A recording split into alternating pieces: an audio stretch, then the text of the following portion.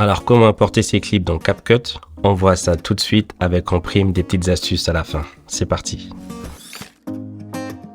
Voilà, on est de retour dans notre timeline, ici, avec notre texte de lecture. Hop, donc on la positionne à la fin, c'est ici qu'on est. Pour ajouter un plan, tout ce qu'il y a de plus académique, on va cliquer sur le petit plus ici, on l'a déjà vu dans la leçon précédente.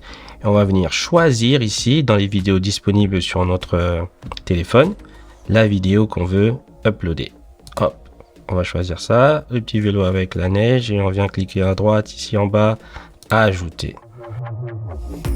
Et voilà, notre plan a été importé dans CapCut.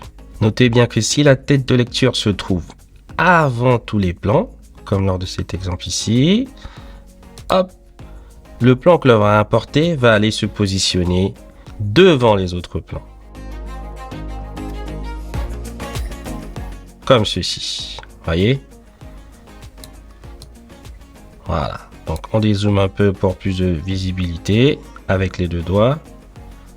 Ici, on passe à la suite, importer des plans depuis sa bibliothèque photo. Donc, on va supprimer celui-là déjà pour recommencer. Voilà. Je m'assure que CapCut est bien ouvert. Je vais dans ma bibliothèque photo. Je vais dans Récent et je vais sélectionner le plan que je vais importer. Ensuite, en bas à gauche, hop, je vais scroller jusqu'à CapCut. Donc, toujours la petite préparation pour transférer le plan dans l'application. Et là, il me demande si je veux confirmer mon importation dans CapCut. Donc, je valide. Et voilà, mon plan vient se déposer derrière parce que ma tête de lecture était à cet endroit-là. Donc ça, c'est la deuxième méthode. Donc maintenant, on va pimenter un peu tout ça et passer aux spécificités. Alors, pour importer un plan, donc je clique ici et je le choisis. Mais je ne suis pas obligé d'importer le plan dans sa globalité. Si je viens le sélectionner ici, l'application me propose déjà une première lecture. Et ensuite, si je viens choisir couper en bas, hop, je peux sélectionner la partie que je veux importer dans mon montage. Voyez? Hop là. Et je valide. Une deuxième fois ici sur ajouter. Et voilà. On a importé seulement la partie du plan dont on avait besoin. Très, très pratique. On enchaîne.